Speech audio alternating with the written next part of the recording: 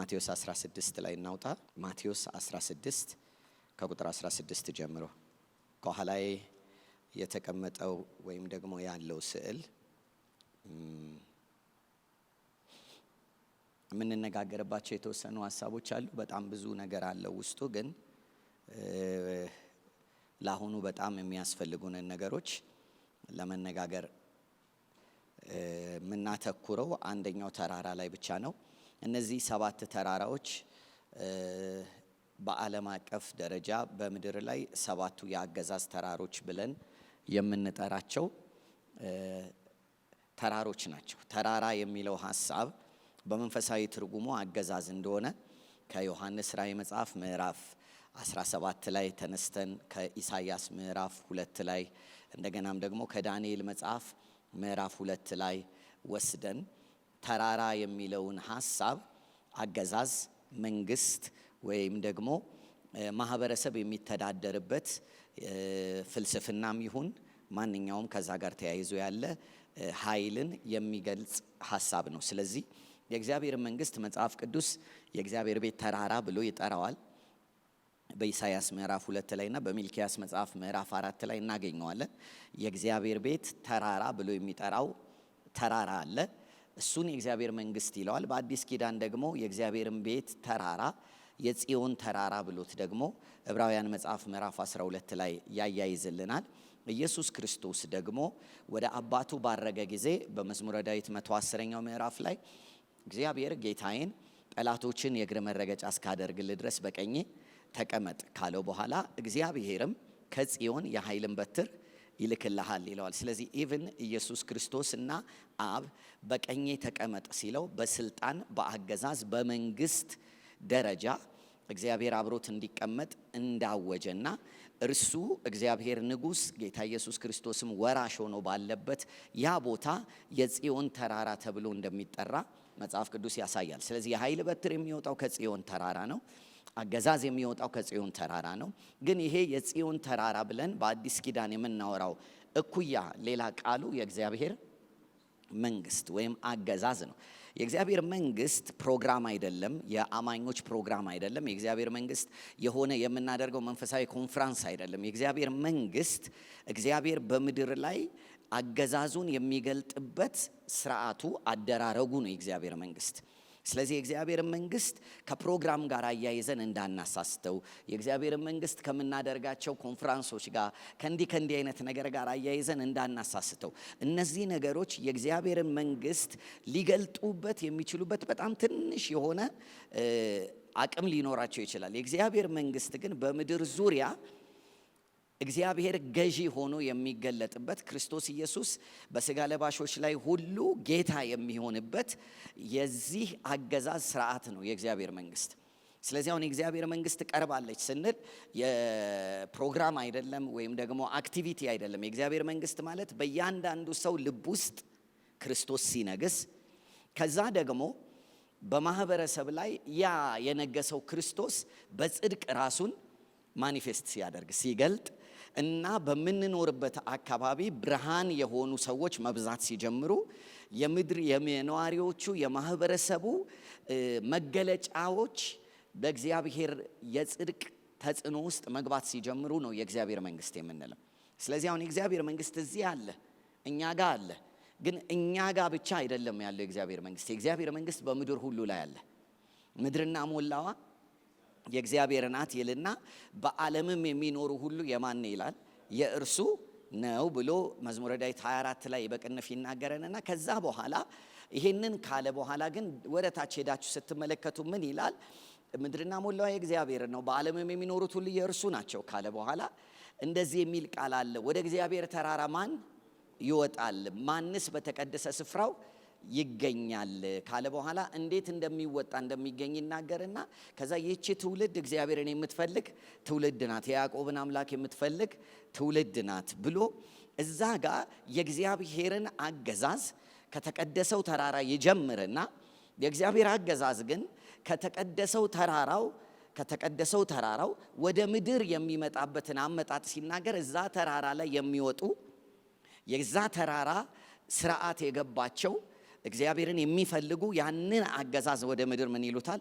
ያመጡታል። ሲያመጡት እንዴት ነው የሚመጣው ሲባል እናንተ መኳንንቶች ደጆችን ምን በሉ? ክፈቱ። የክብር ንጉሥ ምን ይበል? ይግባ። ስለዚህ ደጆች የሚለው ሐሳብ በሮችን ክፈቱ ይላል፣ ደጆች ይከፈቱ ይላል። ይግባ ሲል የክብር ንጉሥ ከጽዮን ተራራ አገዛዙን ይዞ ወዴት ይግባ ነው የሚለው? ወደ ምድር፣ ወደ ከተማ። ደጅ የሚለው ቃል በዕብራይስጡ ከተማ ማለት ነው። ወደ ነዋሪዎች፣ ወደ ከተማው እግዚአብሔር ይግባ። ወደ ቸርች አዳራሽ የመግባት ፕሮግራም የለውም እግዚአብሔር። እኛንን እንጂ ወስነ ነው አዳራሽ ላይ ተገኛል ነው። እግዚአብሔር መገኘት የሚፈልገው እንደ እውነቱ ወደ ከተማ ነው። ምክንያቱም መጽሐፍ ቅዱስ ብዙ ቦታ ሄዳችሁ ስትመለከቱ እግዚአብሔር ከተማን በፉጨት ምን ይላል? ይጠራል። አጥቢያ ቸርችን አይልም፣ ከተማን ይጠራል ነው የሚለው። እንደገናም ደግሞ ወደ ከተማ ሲገባ እግዚአብሔር ደጆች ይከፈቱለት ይላል። ኢየሱስም መጥቶ ሞዴሉን ሲያሳየን ሁል ጊዜ ወደ ከተማ በገባ ቁጥር የእግዚአብሔር መንግስት ቀርባለች፣ ንስሐ ግቡ ብሎ ለማ ተናገሩ ነው ያለው? ለከተማ ሂዱ አለና መንፈስ ቅዱስ ሲመጣ ወንጌልን ስበኩ ብሎ ምንድነው የሰጠን? ከተማዎች ነው የሰጠን። በኢየሩሳሌም፣ በይሁዳ፣ በሰማሪያ እስከ ምድር ዳርቻ። ስለዚህ እግዚአብሔር ፕሮግራሙ መንግስቱ እንዲወርሰው የሚፈልገው ምኖችን ነው ማለት ነው? ከተማዎችን። ስለዚህ ከተማዎችን ለመውረስ ግን መጀመሪያ አንድ ማህበረሰብ መሰራት አለበት። ያ ማህበረሰብ ወደ ጽዮን ተራራ መውጣት የሚችል ማህበረሰብ ነው። እግዚአብሔርን የሚፈልግ ከእግዚአብሔር ጋር አብሮ በፕሮግራሙ የሚካተት ነው። እሱ ወደ ጽዮን ተራራ ወይም ወደ እግዚአብሔር አገዛዝ፣ ወደ እግዚአብሔር መረዳት ውስጥ የሚገባው ማህበረሰብ ስሙ ኤክሌሲያ ይባላል። ኤክሌሲያ ይባላል። ስለዚህ የኤክሌሲያ ዋና ዓላማው ሳምንታዊ ፕሮግራም ማድረግ ሳይሆን ከተማን መውረር ነው። ከእግዚአብሔር በሆነ ፕሮግራም ወደ ከተማዎች ምን ማለት ነው? መሄድ ነው። ይሄን ደግሞ ለማድረግ ክሩሴድ ኮንፍራንስ አድርጎ አላለንም። ሞዴሉ የክሩሴድ እና የኮንፍራንስ አይደለም። እውነት ለመናገር በክሩሴድ እና በኮንፍራንስ ከተማ የሚወሰድ ቢሆን ኖሮ ሬንሃርድ ቦንኬ እኛ ሀገር ገብቶ ሲወጣ ወስዶት ነበር። ብዙ ኮንፍራንሶች ተደርገዋል። እስካሁን ከተማ አልተወሰደም። ከተማን የምትወስደው ኤክሌሲያ ናት። የኤክሌሲያን ስርዓት ማምጣት አለብን። ስለዚህ ይሄንን ንቀት አይደለም። እግዚአብሔር አይሰራም? ይሰራል። እግዚአብሔር በዛ ሰዎች እንዲያድን አይፈቅድም? ይፈቅዳል። ሰዎች እየዳኑ አይደለም? ይድናሉ። ነገር ግን ትክክለኛውን የሥራ ምሳሌ እስክናስመልስለት ድረስ እግዚአብሔር በከተማ ላይ የበላይ ሆኖ ለመገለጥ የሚችልበትን አቅሙን መግለጥ አይችልም። አንዴ መጽሐፍ ቅዱስ ክፍል ማቴዎስ 16ን ስለምንመለከተው ስለጀመር ነው ኦሬዲ የሆነ ያህል ስለሄድንበት አንድ ጊዜ ሐዋርያት 19 ላይ ወተን አንድ ምሳሌን እንድናይ ይፈልጋለሁ። ትላንትና ትንሽ ጠቅሻለሁ። ሐዋርያት ምዕራፍ 19 የሐዋርያት ሥራ ምዕራፍ 19 ቁጥር 1 ላይ አጵሎስም በቆሮንቶስ ሳለ ጳውሎስ በላይኛው ሀገር አልፎ ወደ ኤፌሶን መጣ። አንዳንድ ደቀ መዛሙርትንም አገኘ። ባመናችሁ ጊዜ መንፈስ ቅዱስን ተቀበላችሁን አላቸው።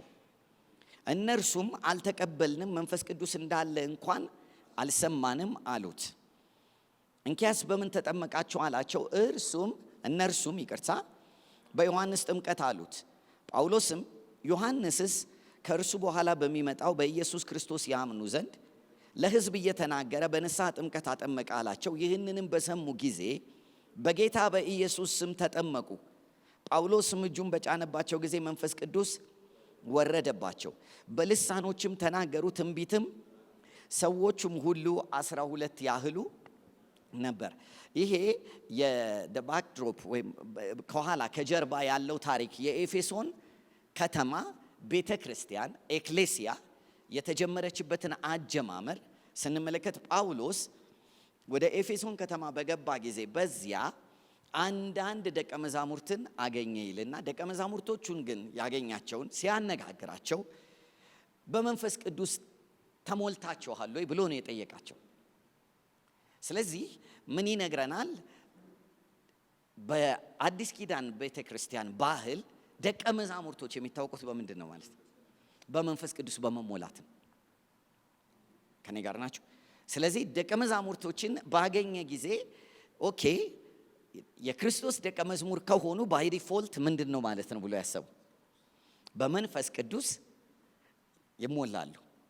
ስለዚህ ባመናችሁ ጊዜ በመናችሁ ጊዜ በመንፈስ ቅዱስ ተሞልታችኋል፣ መንፈስ ቅዱስን ተቀብላችኋል ያላቸው። ከዛ እነሱ ደግሞ እኛ መንፈስ ቅዱስ እንዳለ እንኳን አናውቅም ማለት። ታዲያ ደቀ መዝሙር ነን ያላችሁት በምንድን ነው ሲላቸው የማነን አሉ? የዮሐንስ ነን። ዮሐንስ ደግሞ በእርግጥም ደቀ መዛሙርቶች አፍርቷል። ግን ያፈራቸው ደቀ መዛሙርቶች ሁሉ መንፈስ ቅዱስን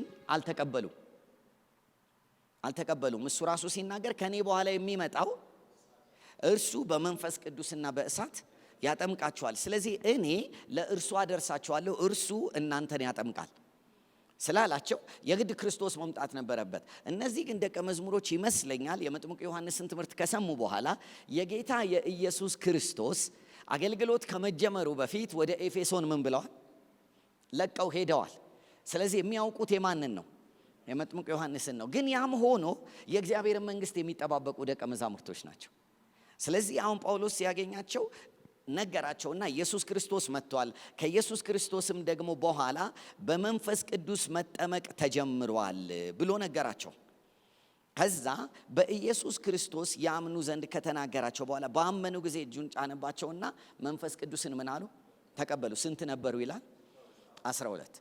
ከዛ 12ቱን ይዞ ወደ ምኩራብ ገብቶ ስለ እግዚአብሔር መንግስት እየተነጋገረ እያስረዳቸው 3 ወር ያህል በግልጥ ይናገር ነበር ይላል። ስለማ መንግስት? እሺ። አንዳንዶች ግን እልከኞች ሆነው በሕዝብ ፊት መንገዱን እየሰደቡ ባላመኑ ጊዜ ከነርሱ ርቆ ደቀ መዛሙርቱን ለየ። ጤራኖስም በሚሉት በትምህርት ቤት ዕለት ዕለት ይነጋገር ነበር። በእስያም የሚኖሩ ሁሉ አይሁድም የግሪክ ሰዎችም የጌታን ቃል እስኪሰሙ ድረስ 2 ዓመት ያህል እንዲህ ሆነ። ስለዚህ ጳውሎስ ደቀ መዛሙርት እየሰበሰበ ምን ይላል? ያስተምራል። እያስተማረ ያለ ስንት ዓመት አስተማረ? 2 ዓመት። 2 ዓመት ግን ሲያስተምር አብሮ ተያይዞ የሆነ ነገር አለ። ምን ሆነን የሚለው ቁጥር 10 በእስያም የሚኖሩ ሁሉ አይሁድም የግሪክ ሰዎችም የጌታን ቃል እስኪሰሙ። ስለዚህ ጢራኖስ የተባለው ቦታ ሰው እየመጣ የሚሰማበት ሳይሆን የሚሄዱ የሚሰለጥኑበት ነው። ሄሎ ከኔ ጋር ናችሁ? ጢራኖስ የሚለው ሐሳብ የሆነ አዳራሽ ነው። የሆነ የመማሪያ አዳራሽ ነው የተከራየው ለማን ነው? አዳራሹን የተከራየው ለማን ነው? እስቲ እዚህ ጋር ይሁት። ወደ ምኩራብ ገብቶ ስለ እግዚአብሔር መንግስት እየተነጋገረ አይደለ? ለአይሁዶች መነጋገር ከጀመረ በኋላ አይሁዶች ይህንን ቃል አናምንም ብለው መቃወም ሲጀምሩ፣ መንገዱን መስደብ ሲጀምሩ እርሱ ምን አደረገ ይላል? ደቀ መዛሙርቱን ምን አለ? ለየና ከለየ በኋላ የት ሄደ? ጢራኖስ የሚባለው ትምህርት ቤት ውስጥ አዳራሽ ውስጥ ገባ፣ ወሰደ፣ ተከራየና ከዛ ምን ማለት ጀመረ? እነማንን?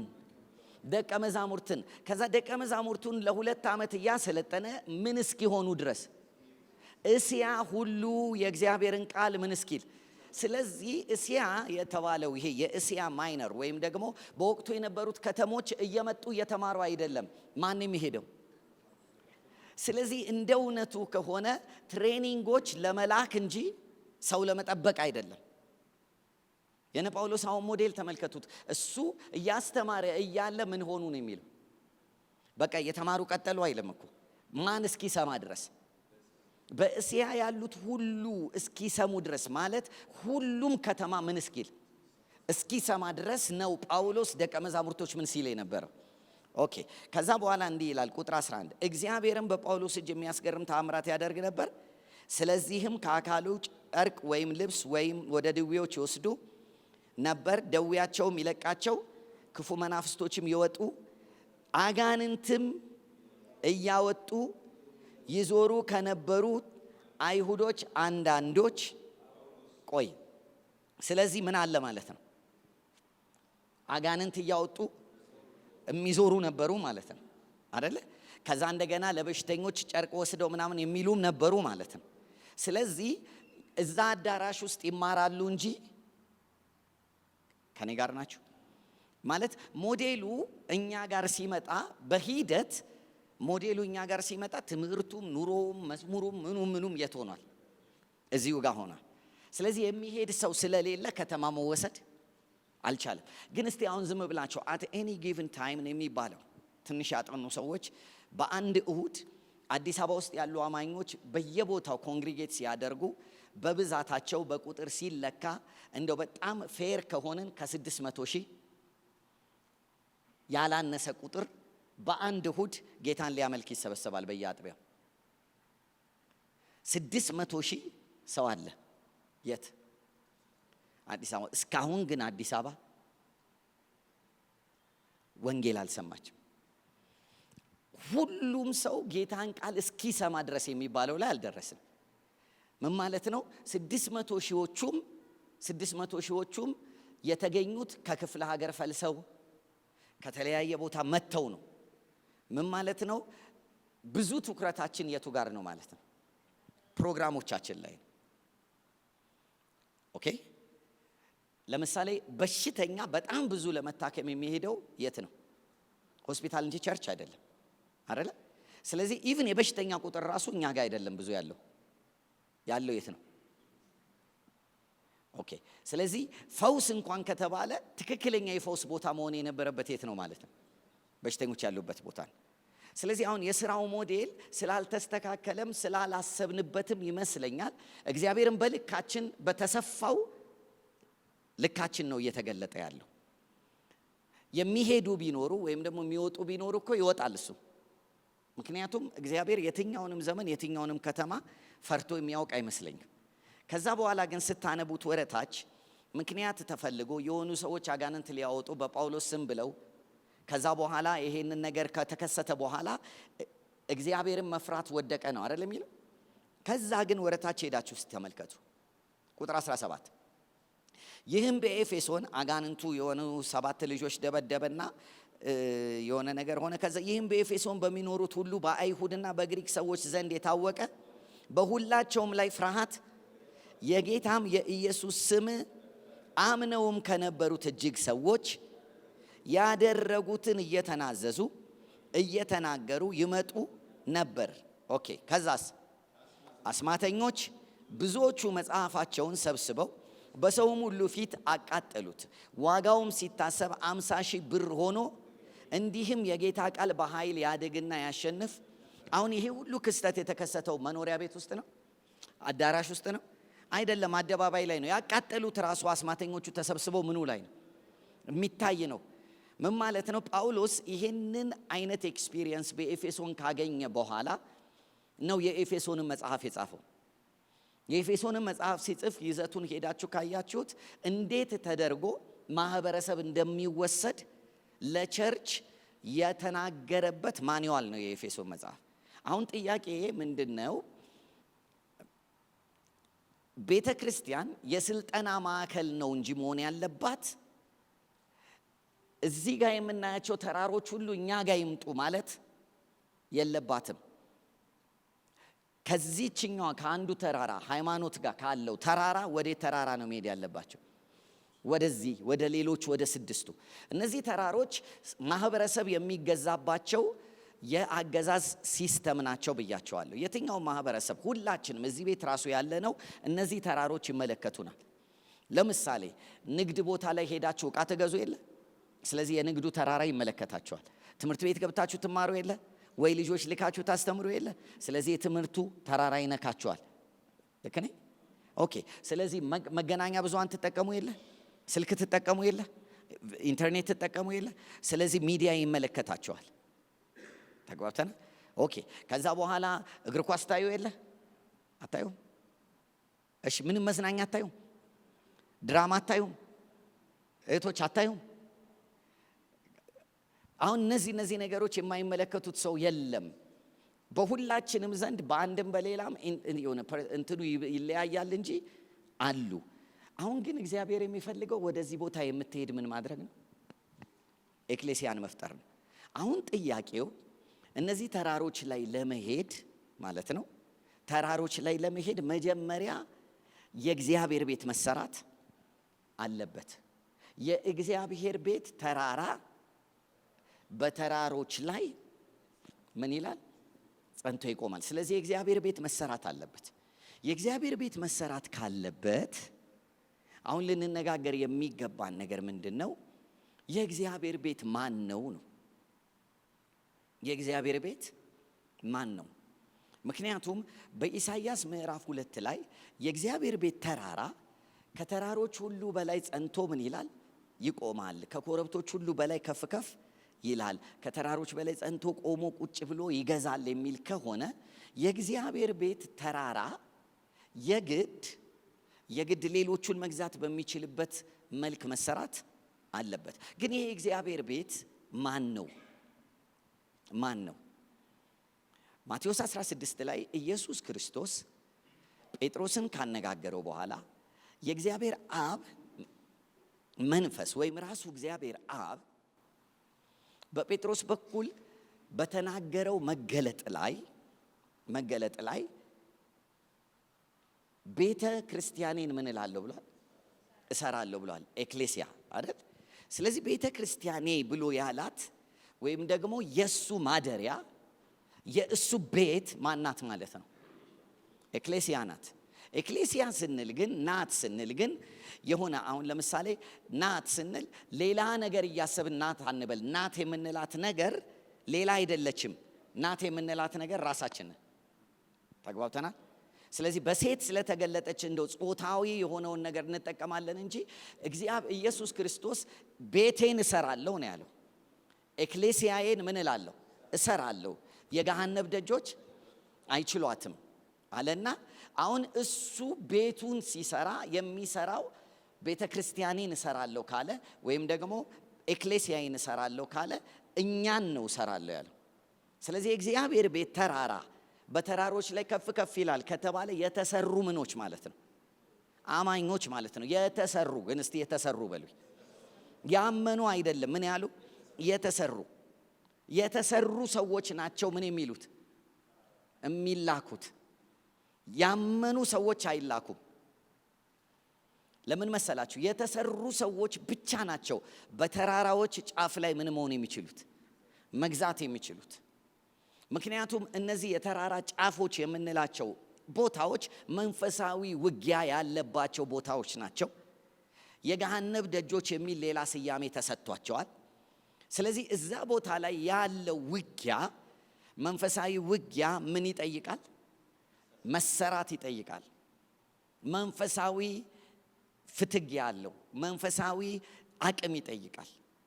ስለዚህ ዝም ብሎ የሚደረስ አይደለም። በነገራችን ላይ የተራራውን እንትን ካያችሁት ኖርማሊ ከነዚህ ተራራዎች አሁን በጣም ትኩረት ሰጥቼ የምናገረው እዚህኛው ላይ ነው። እዚህ ተራራ ላይ ስትሄዱ ኖርማሊ አሁን ከታች እዚህ አሁን ታች አካባቢ እዚህ አካባቢ ማንም መድረስ ይችላል። አግኝታችሁኛል? ወደ ላይ እየሄደ ሲሄድ ነው ከባድ የሚሆነው። ወደ ጫፍ ለመድረስ ግን ከባድ ነው። ስለዚህ ሲጀምር በጣም ብዙ ሰው እዚህ ጋር ይጀምራል። ጫፍ ላይ ግን ስንት ሰው ነው የሚደርሰው? ጥቂት ሰው ነው። 80% ጫፍ ላይ አይደርስም። ምክንያቱም የሚጠይቀው ነገር አለ። ስፒሪቹዋል ኢንቴግሪቲ ይጠይቃል። መንፈሳዊ መሰጠት ይጠይቃል። ትላንትና ታስታውሳላችሁ መጨረሻ ስንጸልይ ካሌብ ምንድን ነው ያለው? ካሌብ ይወላችሁ ተራራውን አይቶታል። አይቶት የኔ ነው ብሏል። ይህን ተራራ ወርሳለሁ ብሏል። ኬብሮን የተባለውን ቦታ ርስት አድርጌ ወስዳለሁ ብሎ አምኗል። ከዛ በኋላ ያንን ቦታ ካየው በኋላ እንደምታውቁት ካሌብ ያንን ከወረሰው በኋላ ዳዊት የት ነው የተወለደው? ኬብሮን ነው እኮ የተወለደው። የዳዊት ቅባት የንግስና ቅባት ያለበትን ቦታ እኮ ካሌብ ነው አይደል ያየው። ከዛ በኋላ ግን ካሌብ ያንን ካየ በኋላ ካመነው በኋላ እንደኔና እንደናንተ ከሰማው በኋላ ስብከቱን አሜን ካለው በኋላ እነዚህን 45 ዓመታት አለ እግዚአብሔርን ፈጽሜ ምን ብየዋለሁ? ተከትየዋለሁ። ፈጽሞ መከተል ይጠይቃል። ተራራው ጫፍ ላይ ለመድረስ ፈጽሞ እግዚአብሔርን መከተል ይጠይቃል። ራስን መካድ ይጠይቃል። የነፍስን ምኞት መግደል ይጠይቃል። የዓለምን ምኞት መግደል ይጠይቃል። የአይን አምሮትን መግደል ይጠይቃል። የሥጋ ምኞትን መግደል ይጠይቃል። በገንዘብ ዙሪያ ላይ ያለ በገንዘብ መመካት እሱን መግደል ይጠይቃል። እነዚህ ነገሮች ሁሉ እኛ ላይ ተጽዕኖ የማይኖራቸው ዓለም እኛ ላይ ምንም ኬዝ የሌላት መሆን ይጠይቃል። ሄሎ ኢየሱስ ክርስቶስ አሁን የዚህ ዓለም ገዢ ወደ ውጭ ምን ይላል? ይጣላል አለና ወደዚህ ወደ ውጭ ይጣላል፣ ይመጣል፣ በእኔ ላይ ግን አንዳች የለውም ማለት ኢየሱስ ክርስቶስ የዓለም ገዢ ተብሎ የተባለው እነዚህ ተራራዎች ላይ ስልጣን ይዞ ሰዎችን በጨለማ የሚያስተዳድረው ማጋ መጥቷል፣ ኢየሱስ ጋር መጥቷል። ኢየሱስ ጋር ሲመጣ ግን ኢየሱስ ጋር ምንም ማግኘት አልቻለም። ለምን ሲባል በኢየሱስ ዓለም የለችም። ኢየሱስ በዓለም ነው እንጂ ያለው ዓለም በኢየሱስ ውስጥ የለችም። ለዚህ ነው መጨረሻ ኢየሱስ ሲናገር እኔ አሁን በዓለም አልኖርም፣ እኔ ወደ አንተ እመጣለሁ፣ እነሱ ግን በዓለም ናቸው። ስለዚህ በዓለም ሳሉ ከዓለም ጠብቃቸው፣ ከዓለም ጠብቃቸው ሲል ዓለም ውስጥ ካለው የዓይን አምሮት፣ የሥጋ መጎምጀት፣ በገንዘብ ደግሞ ያለ መመካት ከዚህ ምን በላቸው? ጠብቃቸው። ሄሎ የዚህ ዓለም ገዢ መጥቷል እኮ ኢየሱስ ጋር እኮ በፈተነው ጊዜ ካስታወሳችሁ መጥቷል። ዓለምን ሁሉ ክብሩን መንግስታቱን ሁሉ አይደል በዓለም ያለ አሳይቶ ብትሰግድልኝ ብሎታል። ኢየሱስ እዛ ጋር አልሰግድም ስላለው እኮ ነው ያሸነፈው። ሄሎ ስለዚህ ምን ማለት ነው? ወደ ተራራው ጫፍ ለመሄድ በወሰናችሁ ቁጥር ስገድልኝ የሚለው ይመጣል። ሄሎ ስገድልኝ የሚለው ይመጣል። ምክንያቱም ወደ ላይ በሄዳችሁ ቁጥር ግብዣው ብዙ ነው፣ ግብዣው ብዙ ነው። ስለዚህ አሁን የግድ ከእግዚአብሔር ቤት የምንልካቸው የትኛውም ሰዎች ምን መሆን አለባቸው ማለት ነው? መሰራት አለባቸው፣ የተሰሩ መሆን አለባቸው። መሰራት ፈጽመው እግዚአብሔርን መከተል መልመድ አለብን። የሥጋን ምኞት መግደል አለብን። የመንፈስ ፍሬን ማፍራት አለብን። የሥጋን ሥራ መግደል አለብን። እነዚህ ነገሮች ተራራው ላይ እንድንቀር መሃል ላይ እንድንንጠባጠብ ያደርጉናል። ማለት ቅሬታ ሆነን ጫፍ ላይ ከሚደርሱትና ለገዢነት ከሚላኩት ውስጥ እንዳንሆን ያደርገናል። መጽሐፍ ቅዱስ ለምሳሌ ኢየሱስ ክርስቶስ የመረጣቸውን 12ቱን ሲናገር ምን ይላል? ከእርሱ ጋር እንዲሆኑና ለመስበክም የእግዚአብሔር መንግሥት ለመስበክ ምን እንዲልካቸው መረጣቸው ነው የሚለው። ስለዚህ አብሮ በመሆን ውስጥ ባለ ዝግጅት ነው መላክ ያለው። አሁን በዚህ ውስጥ እግዚአብሔር አንዳንዶቻችንን አስገብቶናል ብዬ አምናለሁ። ግን ዝግጅታችንን እንደሚገባ መጨረስና እንደሚገባ መከታተል አለብን። ምን ለመሆን? ለመላክ። መላኩ ላይ ለመድረስ የግድ መዘጋጀቱ ላይ መትጋት አለብን። ኮንሽስ መሆን አለብን። በደንብ አድርገን ራሳችን ላይ ኢንቨስት ማድረግ አለብን። የገሃነብ ደጆች የማይችሏት ናት ያላት ቤተ ክርስቲያን የምትሄደው በእርሱ የተሞላችው ናት። እሺ ይህንን ያዙና በምድር የምታስሩት ሁሉ በሰማይ ምን ይሆናል አለ? ይታሰራል። ስለዚህ ምን ማለት ነው? በምድር የምታስሩት በሰማይ ይታሰራል ካለን በምድር ላይ ማሰር የሚባለው ነገር ኦቶሪቲን ቢያሳይም አሳሪዎችን ግን ይፈልጋል አይደል? ስለዚህ በምድር የሚያስሩት በሰማይ ይታሰራል ሲል ትላንትና አንድ ጥያቄ ደርሶኝ ነበር። በሰማይ ምን የቱ ጋር ነው የሚታሰረው? ኢየሱስ ሊያሳይ የፈለገው ስልጣን ነው። ስልጣን ነው። ምን ማለት ነው? በፊት ክርስቶስ ኢየሱስ ስራውን ሰርቶ ከመጨረሱ በፊት የዚህ ዓለም ገዢ የሚገዛው ከየት ነው? ከሰማይ ነው። ከመንፈሳዊ ክልል ነው። አሁን ሌላ ገዢ ሊፈጠር ነው። ሄሎ ማን ናት? ኤክሌሲያ የት ናት? ስለዚህ በምድር የምታስረው የት ይታሰራል? ስለዚህ ምን ማለት ነው? ኦቶሪቲው ሽፍት ያደርጋል ነው። ስለዚህ እንደ ድሮ የዚህ ዓለም ገዢ ሆኖ እሱ መገለጥ አይችልም። የዚህ ዓለም ገዢ ማለት ልትሆን ኤክሌሲያ ልትሆን። ግን የዚህ ዓለም ገዢነት የሚጀምረው በፕሬየር ነው፣ በጸሎት ነው።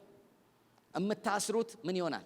ይታሰር። ከዛ በኋላ የምታስሩት ከሆነ ለማሰር ደግሞ ኢየሱስ ሲናገር 2 ወይ 3 ሆናችሁ አብራችሁ አይደለ በመካከላችሁ ሆናል። ስለዚህ ኤክሌሲያ 2 ወይም 3 ሆኖ አንድ ግለሰብ ሆኖ የሚሰራው ስራ አይደለም። ግን በምንድን ነው የሚጀምረው ሲባል በፕሬየር በመስማማት ላይፍ። ስለዚህ ጸሎት ቤዚክ የሆነ ወሳኝ የሆነ የዚህ ስርዓት ወይም የዚህ ባህል ዋና መሰረት ነው ማለት ነው። ኢቭን ጸሎትን ራሱ መጽሐፍ ቅዱስ ብዙ የሚያሳየው የግል ጸሎት እንድንጸልይ ሳይሆን የእግዚአብሔርን ፈቃድ እንድንጸልይ ነው። ፈቃድ በሰማይ በምድር ትሁን ብለን እንድንጸልይ ነው። ምጸልዩ ጸሎት ግን በሰማያዊ ስፍራ ላሉት ሁሉ የማሰርና ማንኛውም ደግሞ ወደ ምድር እንዲመጣ የምትፈልጉት የእግዚአብሔር ነገር እንዲመጣ ልትፈቱም ትችላላችሁ። ግን የት ናችሁ? በምድር ላይ። ግን ይሄንን ፖዚሽን የሚወስዱት እነማን ናቸው ነው? ኤክሌሲያ ናት ብለናል። ስለዚህ ኤክሌሲያ ማን ናት? ኤክሌሲያ ማን ናት? አጥቢያ ቸርች ሁሉ ተነስቶ ኤክሌሲያ ነኝ ማለት ይችላል ወይ? አማኝ ሁሉ ተነስቶ እኔ ኤክሌሲያ ነኝ ማለት ይችላል ወይ ነው? ማለት እንችላለን ወይ? እስቲ ቅድም ያነበብኩላችሁን ክፍል ዝም ብላችሁ ሜዲቴት አድርጉት። ኤፌሶን ላይ ካመኑትም አንዳንዶች አይደል ምን እያሉ እየዞሩ ነበር? ምን እያደረጉ? ተቀላቅለዋል እኮ ተቀላቅለው፣ ግን አግኝታችሁኛል? የሆነ ነገር አክቲቪቲ ውስጥ ገብተዋል፣ ግን ኤክሌሲያ መሆን ገና አልቻሉም። ስለዚህ ያ አጋንንት ያደረበት ሰው ከደበደባቸው በኋላ በሁሉም በኩል ይሄ ነገር ሲሰማ የጌታ ስም ምን ሆነ ነው የሚለው? ተከበረ ካለ በኋላ ግን አንድ ሌላ ነገር ታገኛላችሁ። ተከበረ ካለ በኋላ ያመኑት ምን አደረጉ ነው የሚለው? መልሻቸዋለሁ። ኤፌሶን 19 ላይ አምነውም ከነበሩት ቆይ አምነው ከነበሩት ነው የሚለው አይደለ? አምነው ከነበሩት ነው የሚለው። እስቲ ቆይ አምነው የነበሩትን ይዋቸው። አምነውም ከነበሩት 19ኛው ምዕራፍ ቁጥር 18 ከዛስ ቆይ ስንት ናቸው? ምኖች ናቸው? ተከታተሉኛ። ምኖች ናቸው? አማኞች ናቸው። አምነው ከነበሩት እጅግ ሰዎች ምን ያሉትን። ስለዚህ አምነው ግን የደበቁት ነገር ነበር። አምነዋል። አምነውም ከነበሩት እጅግ ሰዎች ያደረጉትን ምን እያሉ እየተናዘዙ፣ ከዛስ እየተናገሩ ይመጡ ነበረ። ምን ማለት ነው? ኤፌሶን ከመሸነፏ በፊት መሸነፍ የጀመረው ማን ነው? አማኞች ናቸው። አማኞች ናቸው። ያመኑት መናዘዝ ጀመሩ። ምን ማለት ነው? ያደረጓቸውን ቤታቸው ያስቀመጧቸውን ጣዖቶች፣ ቤታቸው ያስቀመጧቸውን የጥንቆላ ዕቃዎች ምናምን አምነዋል እኮ ማውጣት ጀመሩ ነው የሚለው። ምን ማለት ነው? ኤክሌሲያ ለመሆን ወሰኑ። አማኝ መሆንና ኤክሌሲያ መሆን ይለያያል። አማኝ መሆን ማለት ተሰብሳቢነት ነው። ኤክሌሲያ ግን ኦቶሪቲን የወሰደ ኤጀንት መሆን ማለት ነው። ስለዚህ ኖርማሊ ኤክሌሲያ እንዲህ ላስቀምጠው። ኤክሌሲያ ሆኖ የገሃነብ ደጆችን ማሸነፍ በቃ ይሄ ኖርማል ዲፎልት ነው። ኤክሌሲያ ሆኖ የገሃነብ ደጆችን ማሸነፍ ዲፎልት ነው። ስለዚህ ኤክሌሲያ የሆነ ሁሉ በምን ይታወቃል ካላችሁ የገሃነብ ደጆች ምን ይላል? ያሸንፋል። ግን አማኝ ሆኖ የገሃነብ ደጅን ላያሸንፍ ይችላል። አሁን ወደኛ እናምጣው። እውነተኛዋ ኤክሌሲያ በመንፈስ ቅዱስ የተጠመቁ ራሳቸውን ከስጋ ስራ የለዩ ዓለምን ለማሸነፍ ጨክነው ወስነው ከእግዚአብሔር ጋር መኖር የጀመሩ ማሸነፍ ይችላሉ። ካልሆነ መጠየቅ ያለብን ማንን ነው? ቃሉን ነው ወይስ ራሳችንን? ስለዚህ ወደ ራሳችን እየተመለስን እለት እለት ስጋችንን እየገደልን የዓይናችንን አምሮት የዓለምን ፍቅር ከኛ ውስጥ እያወጣን የእግዚአብሔር መንፈስ የበለጠ እንዲገዛን ራሳችንን ሃምብል ሆነን እየተሸነፍን ወደ ኤክሌሲያነት ምን መሆን አለብን? ማደግ መሰራት አለብን። ለዚህ ነው መጽሐፍ ቅዱስ እናንተ የእግዚአብሔር ቤት ማደሪያ ለመሆን ምን በሉ? ተሰሩ። መሰራት አለብኝ እስቲ በሉ። እለት እለት መሰራት አለብኝ። ስለዚህ ከትላንትና ዛሬ እሱ በኔ እንዲነግስ በኔ እንዲሞላ ራሴን ለእርሱ እያስገዛው ሃምብል ሆኜ እንዲፈትሸኝ እየፈቀድኩ እኔም ደግሞ ራሴን ጀጅ እያደረግኩኝ ይሄ ነገር እኔ ጋር አለ፣ ይሄን አስተካክላለሁ፣ ይሄ ነገር እኔ ጋር አለ፣ ይሄን እተዋለሁ፣ ይሄ ነገር እኔ ጋር አለ፣ ይሄንን እተዋለሁ እያልኩኝ የስጋን ስራ ምን እያልኩ መጽሐፍ ይላል። እስቲ አጠገባቸው ያለውን ሰው ጳውሎስ ካለ እኛም ብንል ይሻለናል በሉት። የስጋን ስራ ምን በሉ ይላል። እስቲ ይገደላል በሉት። ሞቷል የሚል ትምህርት የለም። ምን በሉ ነው የሚለው? ግደሉ ማለት መገደል አለበት። ስጋ እስከ መጨረሻው ጊዜ ምን መሆን አለበት? መገደል አለበት። የስጋን ስራ ካልገደልኩኝ ስጋ በእኔ ዘንድ እስካለ ድረስ ምኞቱንና ፈቃዱን ሊፈጽም አይደለ አለ። ስለዚህ የስጋን ስራ ምን መሆን አለበት? መገደል። የስጋም ስራ ምን ያለ ነው? መገለጥ አይፈልግም። ምን ያለ ነው? የተገለጠ ነው። በመገለጥ አይደለም የሚፈለገው። ራሱ ምን ብሏል? ከዛ ምንድን ነው? ሄሎ ምን ነው? ገላትያ 5 የሥጋም ሥራ የተገለጠ ነው ካለ በኋላ እርሱም ብሎ አይደለ? ዝሙት፣ ርኩሰት፣ መዳራት፣ ጣዖትን ማምለክ፣ ሟርት፣ የዓይን አምሮት፣ ምኞት አይደለ? እነዚህ ነገሮች እኮ ሩቅ ሄደን አይደለም፣ እኛው ጋር ናቸው። ጾም ጸሎት ይዘን አብረውናሉ። ታውቃላችሁ አይደል? ሄሎ ስለዚህ እንድታስበው ይሄንን ምን በሉ ነው ያለን? ግደሉ። እስቲ ግደሉ በሉ። ምን ማለት ነው? ተራራው ላይ በወጣችሁ ቁጥር ታርጌት የሚያደርገው እዛ ጫፍ ላይ የሚጠብቃችሁ የአመጽ ኃይል ታርጌት የሚያደርገው እናንተ ጋር ምን ማግኘት ነው? የስጋን ስራ ካገኘ ምን ይላቸዋል? ያሸንፈናል። ሊትራሊ እኮ በጣም ቀላል እኮ ነው። የወላችሁ ምኞትን ያልገደለ ሰው፣ ዓለማዊ ምኞትን ያልገደለ ሰው፣ ክፋት የወላችሁ መዳራትን ወይም ዝሙትን ወይም ርኩሰትን ወይም የተለያዩ ያልገደለ ሰው ወደ ላይ በወጣ ቁጥር የሚጋበዘው ግብዣ እሱ ነው። ስለዚህ ዴትሪመንታል በጣም ከባድ የሆነ ነገር ነው። ስለዚህ ካሁኑ የእግዚአብሔር ቤት ምን መሆን አለባት ማለት ነው? መሰራት አለ። የእግዚአብሔር ቤት እኔ ከሆንኩኝ እኔ መሰራት አለብኝ። ለዚህ ነው ብዙ ሰዎች የንግዱ ዓለም ላይ ተልከው ከፍ እያሉ በሄዱ ቁጥር እግዚአብሔርን እየረሱት እግዚአብሔር አቅም የላቸውማ። ምክንያቱም ምን ማስተዳደር አይችሉም። ሀብትንና ብልጥግናን በበቂ ሁኔታ ማስተዳደር አይችሉም። ስለዚህ እግዚአብሔርን እየረሱ ይሄዳሉ። ፖለቲካ ውስጥ ያሉ የእግዚአብሔር ልጆች የነበሩ ሌላ ጊዜ የ30 ቀን ጾም ጸሎት አለ ሲባል አብረው የሚጸልዩ፣ ያ የሆነ እንደዚህ ነገር አለ ሲባል አብረው የሚጸልዩ፣ ከዛ በኋላ ወደ ላይ ከፍ እያሉ ሲሄዱ የፖለቲካ ጫፍ ላይ መድረስ ሲጀምሩ መነጋገር ይጀምራሉ። በስልክ ሁሉ ሲያነጋግሩን ጸባያቸው ይቀየራል። ምክንያቱም የእግዚአብሔር ሪፕሬዘንቴሽንን ይዘው አይደለም እየወጡ ያሉት። አግኝታችሁኛል? ምን እያወራው ነው? ከእግዚአብሔር ቤት የሚላኩ ተሰርተው ነው መላክ ያለባቸው። ሳንሰራ እንሂድ ካልን ሳንሰራ ጥፋትም አለው። ስለዚህ አሁን በጣም ትልቁ ትኩረት መሆን ያለበት የትኛውን መስራት ነው? የእግዚአብሔርን ቤት ተራራ ግን ደግሞ እንሰራ እየተባለ አመታት መፈጀት የለበትም። ሁላችንም ራሳችንን ለማብቃት መሰራት አለብን።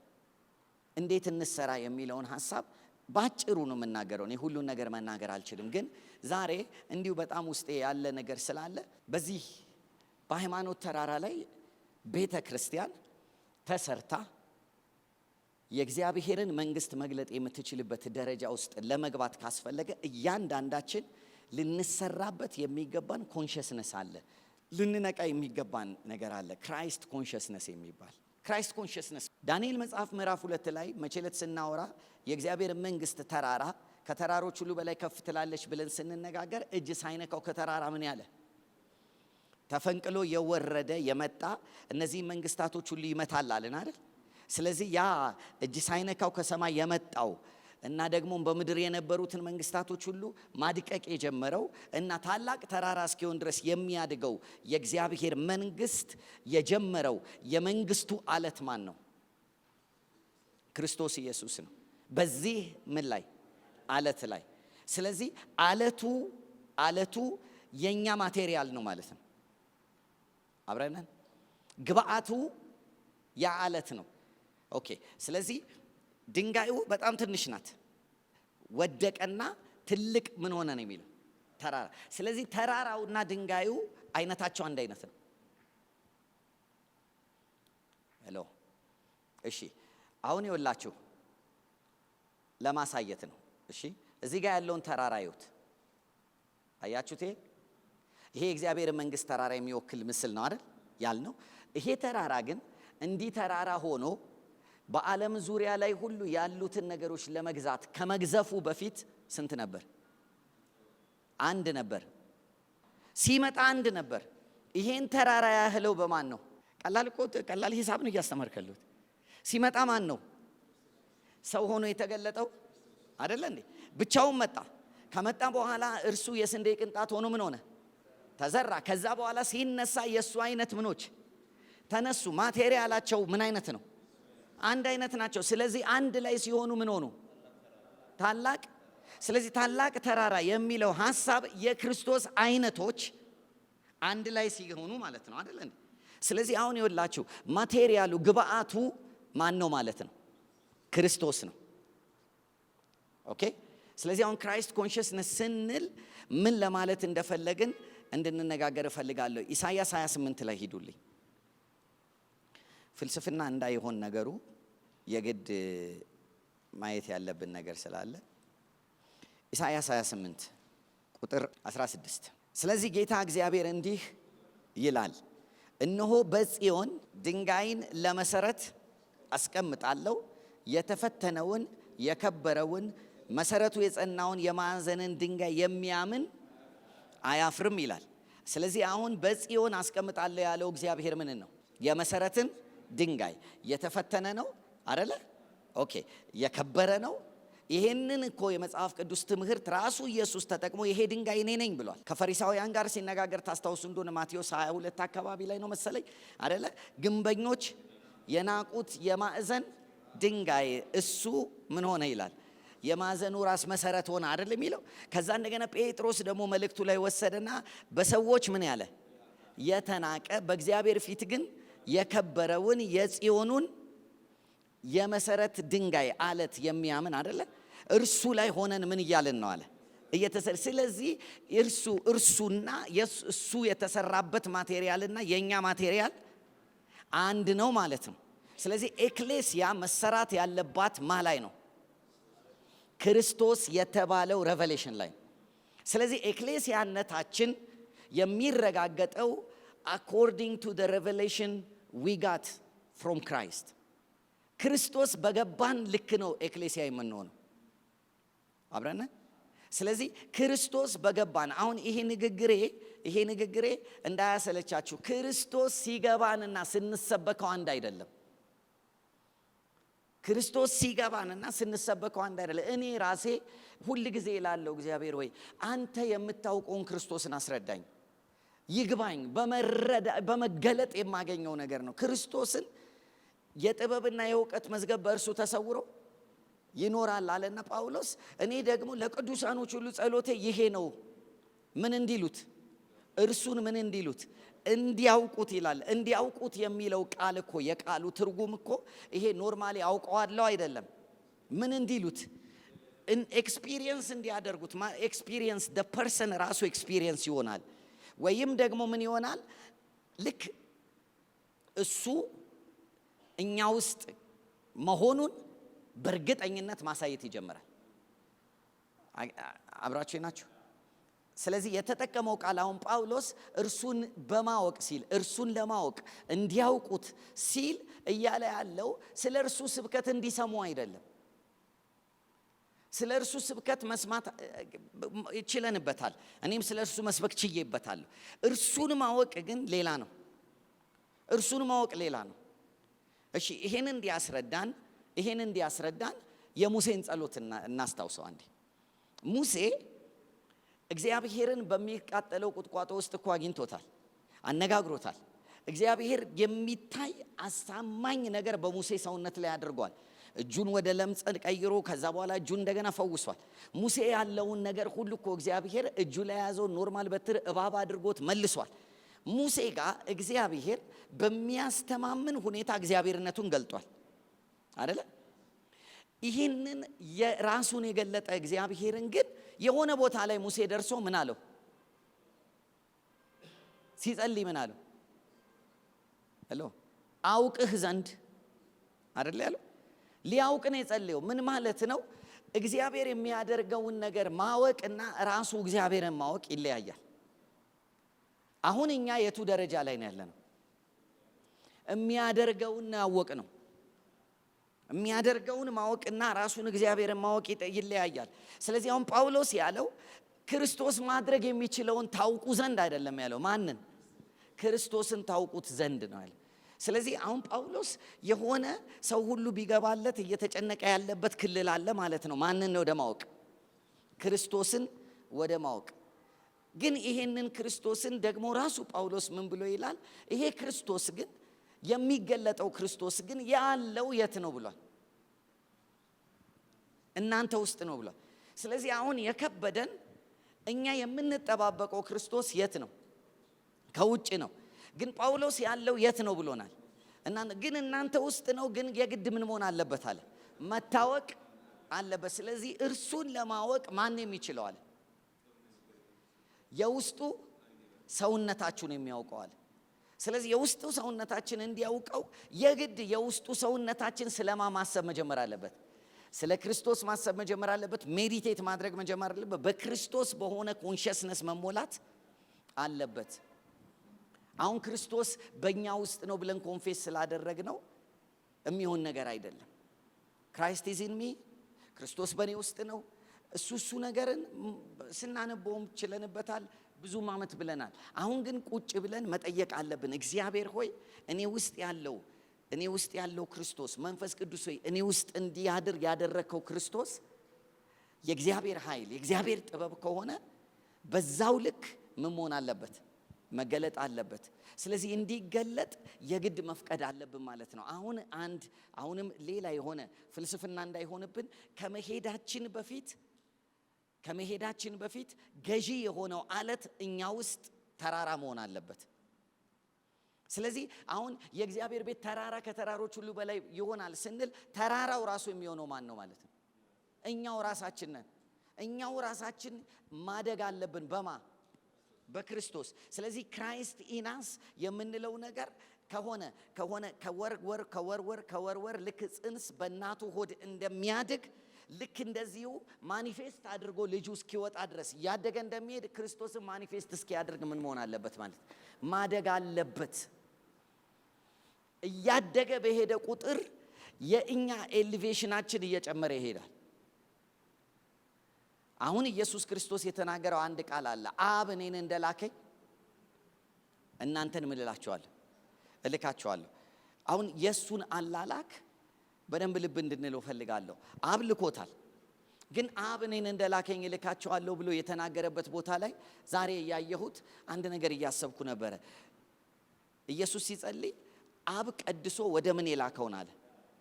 ወደ ዓለም የላከውን። ስለዚህ ገና ሲጀመር ኢየሱስ ክርስቶስ ምን ተብሎ ነው የተላከው? ተቀድሶ the holy one of God የእግዚአብሔር ቅዱስ ተብሎ ነው የተላከው ሲላክ። ኦኬ ሲጸነስ ራሱ ገብርኤል ምን ብሎ ነው ያላት ለማርያም ታስታውሳላችሁ? ከአንቺ የሚወለደው ቅዱሱ ገብርኤል ራሱ ያውቃል። ወደ ዓለም የተላከው ምንድን ነው?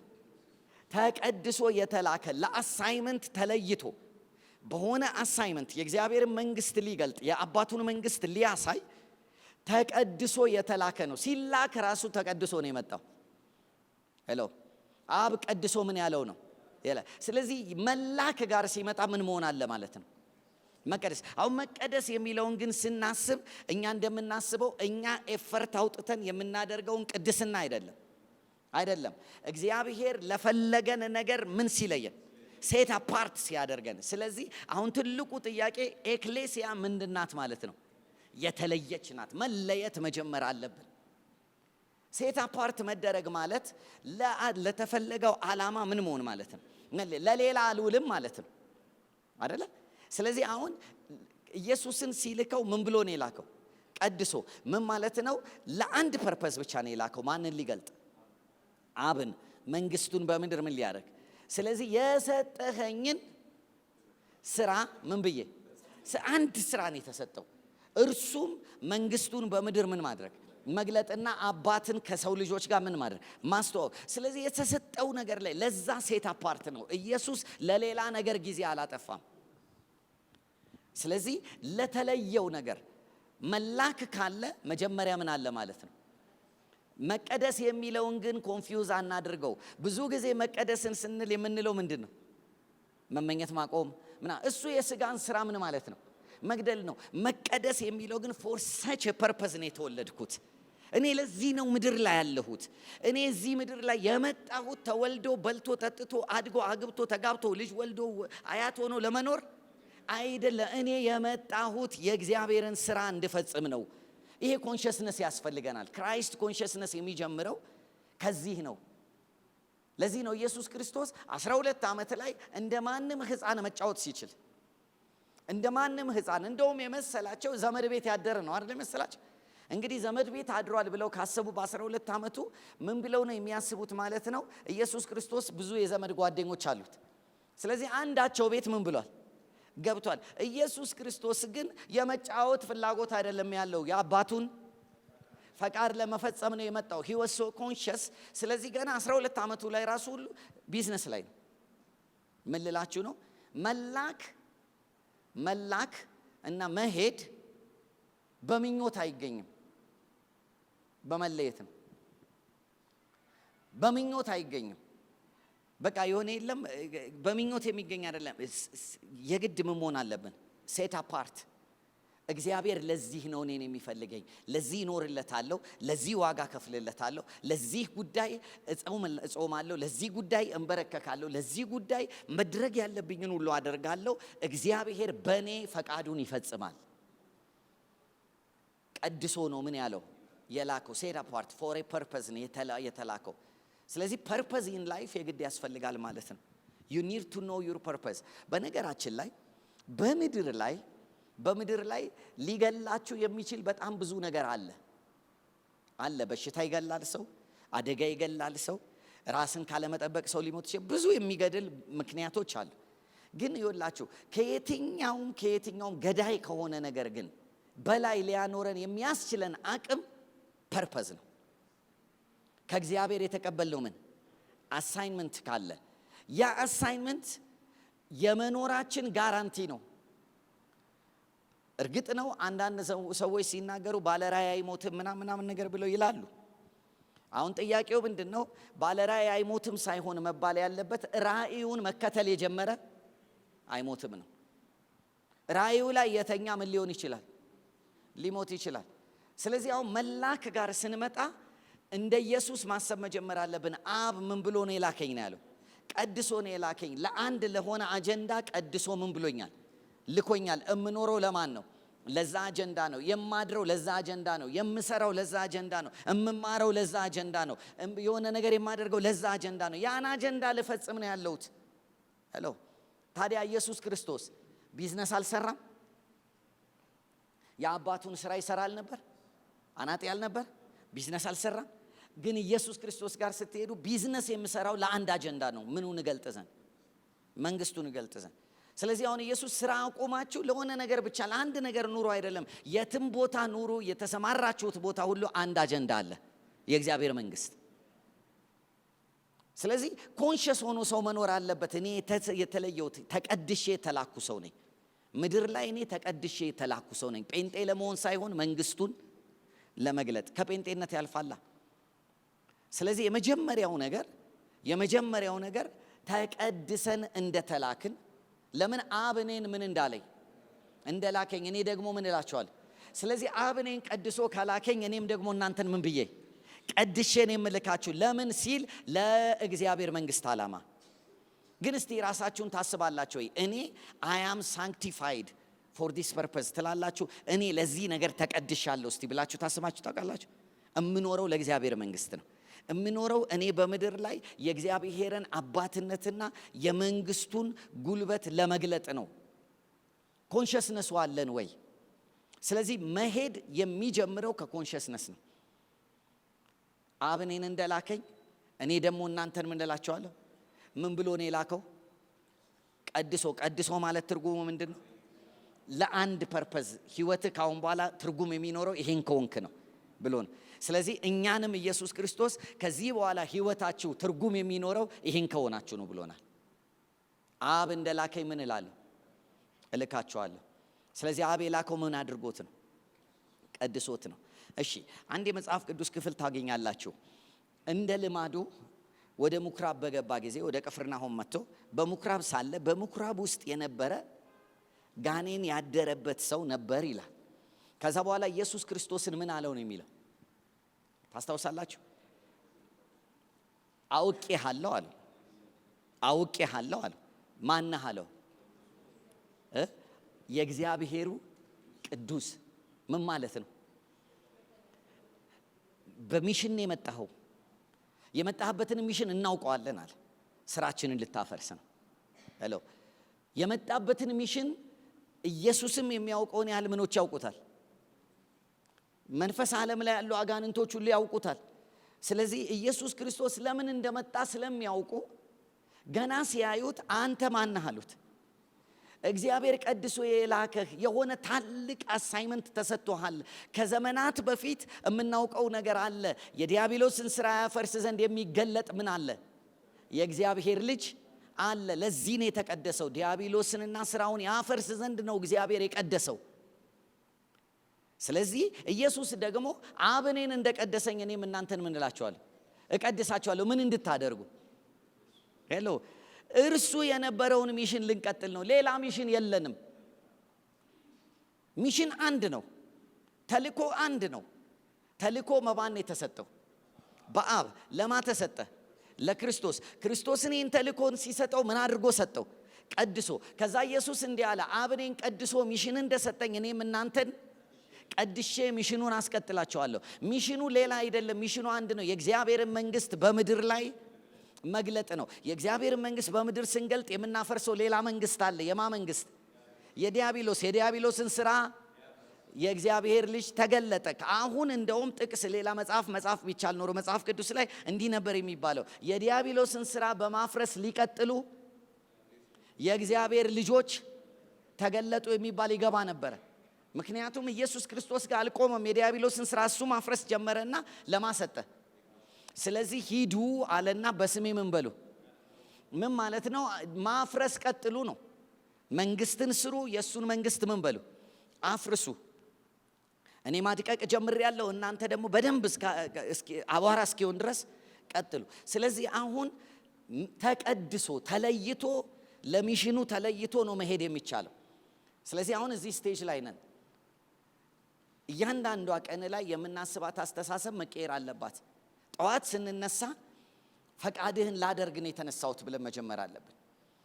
ግን ይኸውላችሁ በብዙ ልምድ በብዙ የህይወት ውጣ ውረድ ስለምናልፍ የእግዚአብሔርን ፈቃድ ለማድረግ በማለዳ ከመነሳት ይልቅ ብዙ የሚቀናን በጉዳያችን ላይ ተመልሰን ገብተን ለመሮጥ ነው አይደል?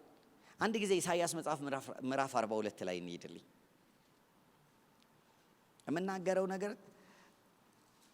ጭካኔ እንደሚጠይቅ አውቃለሁ። ግን ያንን ትውልድ ሆነን እንድንሄድ ይውላል ያድራል እንጂ ደግሞ እድሜ ያልቃል። ባለቀ ጊዜ እግዚአብሔር ስለኛ የሚናገረው ነገር መልካም እንዲሆን ከማሰብ ነው። እኔ አሁን አንዳንድ ነገሮችን እየተናገርኩ ያለሁት 42 ቁጥር 1 ደርሰናል። እሺ ምን ይላል?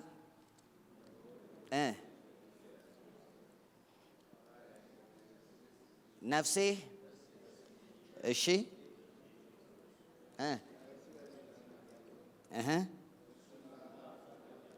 እሺ ስለ ኢየሱስ ነው አሁን የምናወራው። ምን ይላል? ደግፌ የያዝኩት ባሪያዬ ነፍሴ ደስ የተሰኘችበት ምርጤ በእርሱ ላይ መንፈሴን እሺ ከዛስ እርሱም ለአሕዛብ ፍርድን ከዛ አይጮህም፣ ቃሉን አያነሳም፣ ድምፁንም በሜዳ የተቀጠቀጠ ሸንበቆን አይሰብርም፣ የሚጤስን ክር አያጠፋም። በእውነት ፍርድን በምድርም ፍርድን እስኪያደርግ ድረስ ይበራል እንጂ አሕዛብን በስሙ። አሁን ይሄ ስለማ የተባለ ነው። ኦኬ ኢየሱስ ክርስቶስን ታዲያ በትንቢት መንፈስ እግዚአብሔር ደግፌ የያዝኩት ባሪያዬ ነፍሴ ደስ የተሰኘችበት ምርጤ በእርሱ ላይ መንፈሴን ምን እላለሁ ነው ያለው። ስለዚህ አሁን እግዚአብሔር ኢየሱስን ሲልከው ቀድሶ ነው የላከው አይደለ? ከዛ ደግሞ ምን አድርጎ ነው የላከው? መንፈሱን ሰጥቶ ነው የላከው። ኦኬ ስለዚህ ነፍሴ ደግሞ በእርሱ ምን ያለሽ ናል። ይሄንን እኮ ሉቃስ መስክሮልን እኮ በእርሱ ደስ የሚለኝ የምወደው። ስለዚህ ይሄ ሁሉ ሚሽን ውስጥ አለ ማለት ነው። ስለዚህ ኤክሌሲያነትን ባሰብን ቁጥር እነዚህ ነገሮች ሁሉ እንደ ኢየሱስ እኛም ጋር የሚታዩ ነገሮች ናቸው። ስለዚህ ቆም ብዬ እኔው መጠየቅ አለብኝ። ኢየሱስ እንደተላከው ከሆነ እኔ የምላከው ተቀድሼ ለአንድ አሳይመንት መኖር መጀመር አለብኝ። ከዛ ደግሞ እግዚአብሔርን የሚያስደስት ኑሮ መኖር አለብኝ። ለእግዚአብሔር ደስታ መኖር አለብኝ። ይሄ የውስጥ ጭካኔ ይጠይቃል። እምኖረው ላንተ ነው ብዬ ሁል ጊዜ አፈርም ማድረግ አለብኝ። እግዚአብሔር ሆይ ፈቃድህን እንዳደርግ እፈልጋለሁ፣ ጸጋህን አብዛልኝ፣ ፈቃድህን አሳየኝ። እግዚአብሔር ሆይ አንተን ማየት እፈልጋለሁ፣ መከተል እፈልጋለሁ ብዬ የዕለት ዕለት ጉዳይ ይሄ መሆን አለበት። ከዛ በኋላ ደግሞ በመንፈስ ቅዱስ ምን መሆን አለብኝ? መሞላት አለብኝ። በመንፈስ ቅዱስ ደግሞ መሞላትን የእግዚአብሔር ቃል ሲነግረን ዕለት ዕለት ምን ይሁን? መንፈስ ምን ይልባችሁ? ይሙላባችሁ። ስለዚህ ዕለት ዕለት በመንፈስ ቅዱስ ለመሞላት ራሴን ሴት አፓርት ማድረግ አለብኝ፣ መቀደስ አለብኝ፣ መለየት አለብኝ ማለት ነው። አሁን እኮ በመንፈስ ቅዱስ መሞላትና አለመሞላት ለኔና ለእናንተ እኮ የሞትና የህይወት ያህል መሆን ሲገባው ኖርማል ሆኗል አይደል? ኖርማል ሆኗል። ምክንያቱም ብዙ ያለ መንፈስ ቅዱስ መኖር የምንችላቸውን ሰዋዊ ኑሮዎች ቴክኖሎጂው፣ ሳይንሱ ምኑ ስላስለመደን በመንፈስ በዕለት ዕለት መሞላት እምብዛም አስፈላጊ አልሆነም። ግን ወደ ተራራዎቹ ወጥቶ ገዢ ለመሆን ማን ያስፈልገናል? መንፈስ ቅዱስን ደግሞ ዕለት ዕለት ምን ይልባችሁ ነው ያለው? ይሙላባችሁ። ለመሞላት ካስፈለገ ደግሞ መጽሐፍ ሲናገር በመንፈስ የምትቃጠሉ ሁኑ፣ በመንፈስ ደግሞ የምትጸልዩ ሁኑ። ስለዚህ ሰው ሁል ጊዜ በመንፈስ መቃጠል አለበት፣ በመንፈስ መጸለይ አለበት። በአዲስ ቋንቋ እንድንናገር እግዚአብሔር የፈለገው ቻርጅ ሊያደርገን ስለሚፈልግ ነው። በልዩ መንፈስ በልዩ ቋንቋ የሚጸልይ ምን ይሆናል? ራሱን ምን ይላል? ያንጻል። ራሱን ያንጻል ማለት ምን ማለት እንደሆነ ታውቃላችሁ? ይሄ አሁን ህንፃ ስንሰራ ሲሚንቶ፣ ብረት ምናምን አሸዋ ምናምን አድርገን ባደረግን ቁጥር ምን እያልነው ነው? እየገነባ ነው። ከዛ ውስጡ ምን አለው? ብረት አለው፣ ሲሚንቶ አለው፣ ድንጋይ አለው ምናምን አንድ ላይ ምን እየሆነ ይሄዳል? እየታነጸ የማይንቀሳቀስ ልሳን ስትጸልዩ የውስጡ ሰውነታችሁ እንዲህ እየጠነከረ ይሄዳል። ስለዚህ ወደ ተራራው ጫፍ መውጫ መንገዱ አንዱ ራስን ምን ማለት ነው? ማነጽ ነው። በምን? በመንፈስ ቅዱስ በመጸለይ መንፈስ በመሞላት ራስን እንቀድሳለን። እግዚአብሔርን ደስ የሚያሰኝ ህይወት ለመኖር ራሳችንን እንለያለን። ከዛ በኋላ ደግሞ በመንፈስ ምን እንላለን? እንሞላለን። ይሄ ልምምዶች አብረውን መቀጠል አለባቸው። ቅድም ያልኩት እንደተጠበቀ ሆኖ የስጋን ስራ ምን ማለት? መግደል። የመንፈስ ፍሬ በህይወታችን እንዲበዛ ለመንፈስ ቅዱስ ራስን በመስጠት መኖር። ከዛ በኋላ ራስን ለይቶ ከእግዚአብሔር መንፈስ ጋር አብሮ ህብረት ማድረግ። መቼ? ሁል ቀን፣ በየጊዜ በየቀኑ አይደል የሚል። እነዚህ ነገሮች አሁን ግን ኤሌመንተሪ አይመስሉም። ምክንያቱም በጣም ትልልቅ ነገር መስማት ስለጀመርን እነዚህ ነገሮች በጣም ኤሌመንተሪ ሆነዋል። ግን ኤሌመንተሪም ቢሆኑ እነዚህ ነገሮች የሌሉት እውር ነው። እነዚህ ነገሮች የሌሉት ወደ ተራራው መውጣት የሚችልበት ስትሬንግዝ የለውም፣ አቅም የለውም። የማይጸልይ በልሳን የማይጸልይ በልሳን የማትጸልዩ ከሆነ አንዳንድ ትምህርቶች አሉ።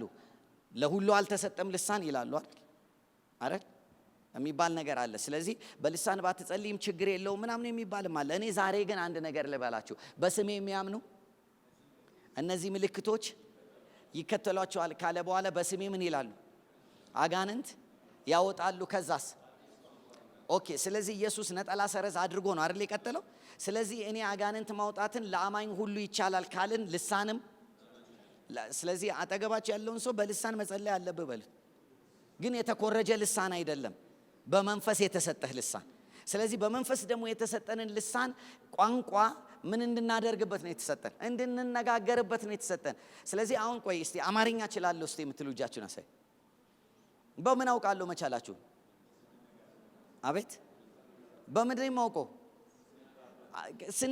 ስንናገር እኮ ነው። ስፒች ነው አይደለ እንዴ? ስለዚህ አሁን አማርኛ እናውቃለን። አማርኛ ሰማለሁና አማርኛ እናገራለሁ ይለያያል። አማርኛ ሰምቶ የሚናገር አማርኛ ምን ይላል? ያውቃል። ስለዚህ በልሳን መጸለይ የግድ ነው። ልሳን የተሰጠን ለምንድን ነው? ልንነጋገር ነው።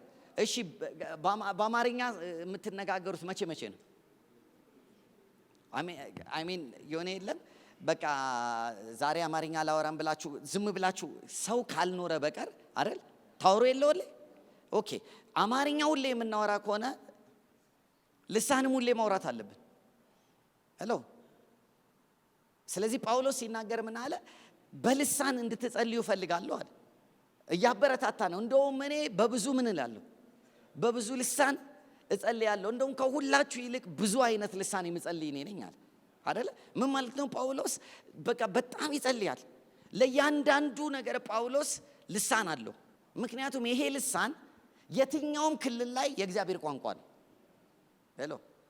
አማርኛ በየትኛውም ክልል ላይ የእግዚአብሔር ቋንቋ መሆን አይችልም። በእኛ ክልል ብቻ ነው አማርኛ ቋንቋ የሚሆን። ልሳን ግን በየትኛውም ጉዳይ ላይ የእግዚአብሔር ቋንቋ ነው። ምን ማለት መሰላችሁ? ለሂሊንግ ፈውስ ከፈለጋችሁ ልሳን የእግዚአብሔር ቋንቋ ነው። አግኝታችሁኛል? በልሳን ዳይቨርሲቲ ኦፍ ታንግስ ይለዋል። ብዙ አይነት ልሳኖች አሉ ማለት ምን ማለት ነው? ለሚያስፈልገው ነገር ራሱን መቀያየር የሚችል ቋንቋ ነው፣ ኮድ ነው። ሄሎ። ስለዚህ በልሳን መጸለይ ስትጀምሩ ምን እያደረጋችሁ ነው? የምትጸልዩበት ነገር ላይ የእግዚአብሔርን ኮድ ፓስወርድ እያስገባችሁ ነው። መክፈቻ ነው። አማኝ በልሳን መጸለይ ሲጀምር ነው ኤክሌሲያ የሚባለው ነገር ውስጥ መግባት የሚጀምረው። ኮንሽስ እየሆነ ይሄዳል። የኤክሌሲያነት አንዱ መሰሪያው በልሳን ምን ማለት ነው? መጸለይ ነው። ግን አደራ፣ እኔ አሁን ይህንን መለየት እስኪሰጠኝ ድረስ በአደራ እንለፈው። ይሄ የተኮረጀ ልሳን ምናምን አታድርጉ። መንፈስ ቅዱስ ራሱ በእምነት የእግዚአብሔር ልጅ ይሄንን ቋንቋ እንደሰጣችሁ ማመን ስትጀምሩ ከእምነት የሚመጣ መንፈስ የሚሰጣችሁ ከሆዱ የሚወጣ የህይወት ሆንስ። ለዚህ ነው ቋንቋ ጳውሎስ ገና ሲያገኛቸው የጠየቃቸው ምንድን ነው? መንፈስ ቅዱስ ምን ብላችኋል? ተቀብላችኋል? ከዛ በኋላ ተቀብለናል ቢሉትስ? ሄሎ፣ ተቀብለናል ቢሉት ምንድን ነበር የሚላቸው? ከመጣው ጀምሮ በልሳን ስትጸልዩ አልሰማችሁም ነው የሚለው። ለዚህ ነው እኮ ተቀብላችኋል አልተቀበልንም ሲሉት እጅ ጫነባቸውና መንፈስ ቅዱስን ተሞሉ። ከዛስ ትንቢት ተናገሩ ሁሉ እኮ ይላል አይደል እንዴ? ስለዚህ ምንም ጥያቄ በሌለው ሁኔታ አማኝ ሁሉ በልሳን መጸለይ ያለበት፣ አማኝ ሁሉ።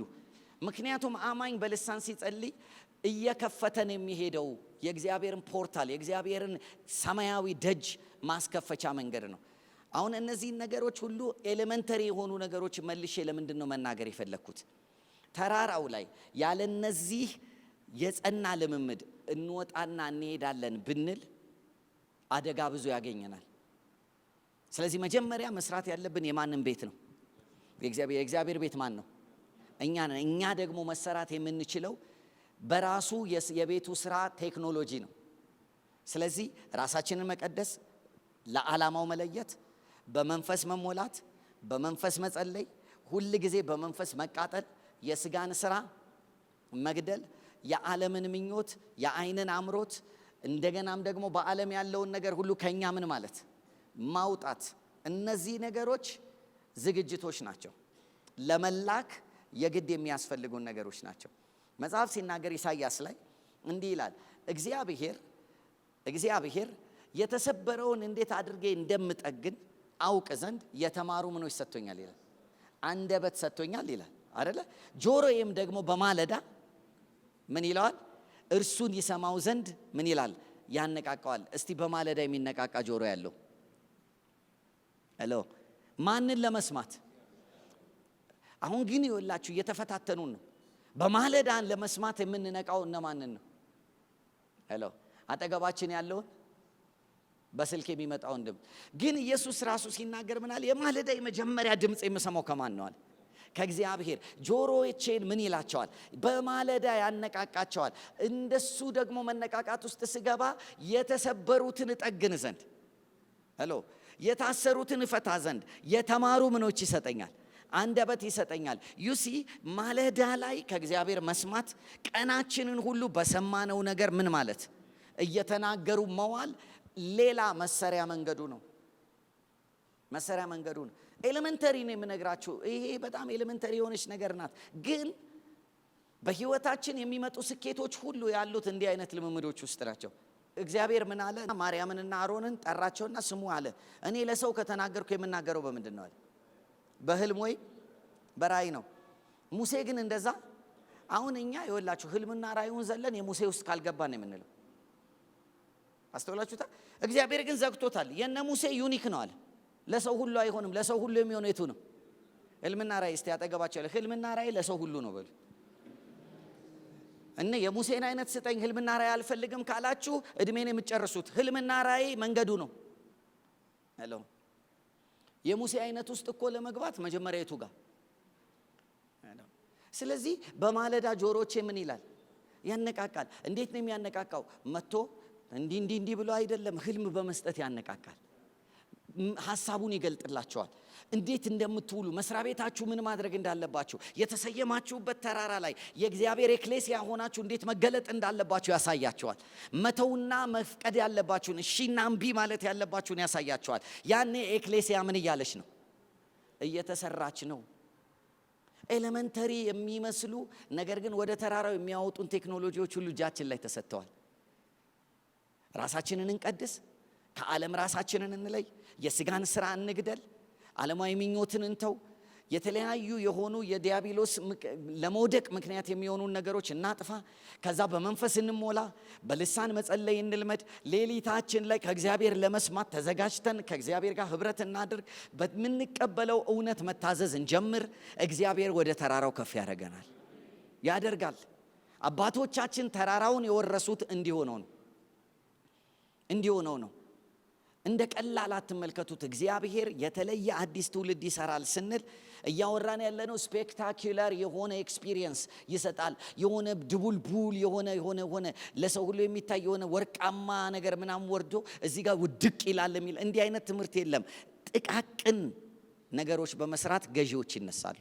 ትንንሽ ነገር ግን አሁን ጌት ሬዲ ህልም ማለም ባትችሉ ሌላ ሰው ህልም አሳይቶ እግዚአብሔር ያነቃቃል አይደል? አይታችኋል። ጌዲዮን እኮ ማመን ሲያቅተው ማጋር ነው ሄደ ስማ ይተዋል። ሌላ ሰው ህልም ያይና እሱ ሲያወራ ትሰማዋለህ ያለ። ከዛም ያስጀምረን ብቻ እግዚአብሔር ግን ድምፁን የምንሰማበት ልምምድ ውስጥ እንግባ። ስለዚህ ኤክሌሲያ ተሰርታ ወደ ተራራው ለመውጣት ካስፈለገ መጀመሪያ ኤዲፊኬሽን ውስጥ መግባት አለብን። መጀመሪያ ዓላማችንን ማወቅ አለብን። ለይተን መኖር አለብን። እኔ ለእግዚአብሔር ተቀድሻለሁ ብለን መጀመር ማሰብ አለብን። እኔ የማን ነኝ? ብኖር ወይ ብሞት ለማክብር። ስለዚህ መጀመሪያ እኔ በምድር ላይ ምን አለኝ? ፐርፐዝ አለኝ። ተልኬ ነው የመጣሁት። ኢየሱስ ተቀድሶ እንደተላከ እኔንም ቀድሶ ልኮኛል። ኢየሱስ በምድር ላይ ሚሽኑን ሊፈጽም እንደኖረ እኔም በምድር ላይ ሚሽኔን ልፈጽም እኖራለሁ። ኢየሱስ እየነገደ ሚሽኑን እንደፈጸመ እኔም እየነገድኩ ሚሽኔን እፈጽማለሁ። ኢየሱስ እየተማረ ሚሽኑን እንደፈጸመ እኔም እየተማርኩ ሚሽኔን እፈጽማለሁ። ስለዚህ ሚሽናል ሆነን ተልኮ ውስጥ ለመግባት ኮንሸስ እንሆን። በእኛ ውስጥ ያለው ክርስቶስ እንዲኖር እንፍቀድለት። እግዚአብሔር ቢረዳን ክርስቶስ በእኛ እየጨመረ መሄድ የሚችለው እኛ ውስጥ ያለውን ክርስቶስን በመንፈስ በመጸለይ ቅዱስ እምነታችሁ ምን በሉት አንጹት። በመንፈስ ቅዱስ ምን በማለት በመጸለይ ነው የሚለው። በመንፈስ መጸለይ የሁላችንም ቤዚክ የሆነ ኤክስፒሪየንስ ልምምድ፣ የዴይ ቱ ዴይ ልምምድ መሆን አለበት። እንደው እስቲ ያጠገባችሁ ዛሬ ስንት ደቂቃ በልሳን ጸልያል ብላችሁ ጠይቁልኝ። አይናችሁን ጨፍናችሁ አይኑን እያያችሁ ኮንሸስ ሆነን ጸልየናል ወይ? ኦኬ። አሁን እንደዚህ እንድናደርግ እፈልጋለሁ። በልሳን መጸለይ ኮንሸስ ሆነን የምናደርገው ነገር ነው። ልሳን ስትጸልዩ አንድ ቲፕ ልስጣችሁ። ዝም ብላችሁ አትጸልዩ። በልሳን መጸለይ እስቲ ቆይ ሊዱ ውሃ አለሽ አልያሽም? ውሃ ኦኬ። ምን ነው የጠየኳት? ውሃ ኦኬ። እኔ አሁን ውሃ አለሽ ብዬ ስጠይቃት እናንተ ሁሉ ሰምታችኋል። ምን ታያችሁ? ውሃ። ስለዚህ ቋንቋዬ ምንድን ነው ማለት ነው? ቪዥዋላይዝ ማድረጊያ ነው። ሄሎ፣ በልሳን ስትጸልዩ ቪዥዋላይዝ ነው የምታደርጉት። የእግዚአብሔርን ማየት ትጀምራላችሁ። ልክ አማርኛ ስትናገሩ አማርኛው ኢሚዲየትሊ ኢሜጅ እንደሚሆን ልሳን መጸለይ ስትጀምሩ ኢሚዲየትሊ መንፈሳዊ ኢሜጅ ይሆናል። ስለዚህ እኔ አሁን ይወላችሁ ውሃ ስል አይምሮዬ ውሃን እያሰበ ስለተናገረ ምንድነው የተፈጠረው? ስለዚህ ወደ እኔ የሚመጣው ምንድን ነው? ውሃ ነው። እስቲ ውሃ ያለው ብል ውሃ ያለው ውሃ ይዞ ምን ይላል? ይመጣል። ስለዚህ ቋንቋዬ ኢሜጅ ነው። ከዛ ደግሞ የፈለኩትን ምን ማድረጊያ ነው? ማምጫ ነው። በልሳን መጸለይ ስንጀምር የእግዚአብሔር ኢሜጅ ነው የሚታየን። የምናመጣውም ደግሞ ያየነውን ነው። ሄሎ። ስለዚህ ልፍለፋ አይደለም ልሳን። አይምሮ መጀመሪያ ያስባል። ስለዚህ በልሳን ጸልዩ ሲባል ዝም ብላችሁ ለፍልፉ ሳይሆን እያሰባችሁ ታርጌት ሌዘር ቦምብ ነው። የሆነ በጣም የምትፈልጉትን ነገር ማግኛ ነው ልሳን። ስለዚህ ብዙ በልሳን ብንጸልይ ብዙ ነገር እናገኛለን ማለት ነው። ብዙ በልሳን ብንጸልይ ብዙ ነገር እናስከፍታለን ማለት ነው። ብዙ በልሳን ብንጸልይ የሆነ የመታነጻችን ነገር እየጨመረ ይሄዳል። ለዚህ ነው አብዝታችሁ አይደለ አብዝታችሁ እንድትጸልዩ በልሳን ልሳንን መጸለይ ወሳኝ ነገር ነው። በእምነት አንደበታችሁን ለእግዚአብሔር ስትሰጡት እሱ ቋንቋውን ይሰጣል። በመንፈስ ቅዱስ መሞላት ስትጀምሩ ማምለክ ስትጀምሩ ከሆዳችሁ የሕይወት ውሃ ወንዝ ይፈልቃል እንደሚለው እሱ ሬዲ ነው። እስቲ ከእግዚአብሔር የተወለደ እርግጠኛ የሆነ የተወለደ ተወልጃለሁ የሚል እሺ። እኔ አማርኛ መናገር የቻልኩት ለምንድን ነው? ለምንድን ነው? አማርኛ የሚናገር ማህበረሰብ ውስጥ ምን ስላልኩ ነው? ስለተወለድኩ ነው። ስለዚህ እኛ እንኳን የተወለድንበት ማህበረሰብን ቋንቋ ችለናል። ከእግዚአብሔር የተወለደ የጽዮንን ቋንቋ ይችላል። እችላለሁ እስቲ በሉ። በልሳን መጸለይ እችላለሁ። የእግዚአብሔር ፈቃድ ነው። እግዚአብሔር ቋንቋውን እንድትናገር እግዚአብሔር ወልዶኛል። ከእግዚአብሔር የተወለደ የእግዚአብሔርን ቋንቋ መናገር፣ በቋንቋው መጸለይ፣ በቋንቋው መግባባት ይችላል። ስለዚህ አሁን እንደዚህ እናደርጋለን። ወደ ጽዮን ተራራ ወደ ላይኛው ከፍ ወዳለው ወደ አገዛዝ ለመውጣት ለእግዚአብሔር ራሳችንን በቀደስንበት መቀደስ፣ ለእግዚአብሔር በተለየንበት ለደስታው ለመኖር በወሰንበት ውስጥ ደግሞ አሁን መንፈስ ቅዱስ በውስጣችን እንዲናገር ነገር ተለወጠ። የነጠፈው ሸለቆ ምንም ውሃ የሌለበት ስንቱ ጠጥቶ ረካ። ታምር ሰሪው ሲገኝበት ሬት ያለው ሕይወት ሲቀምሱት ጣፈጠ። አንተ እጅ ላይ ሲገባ ሁሉም ነገር ተለወጠ።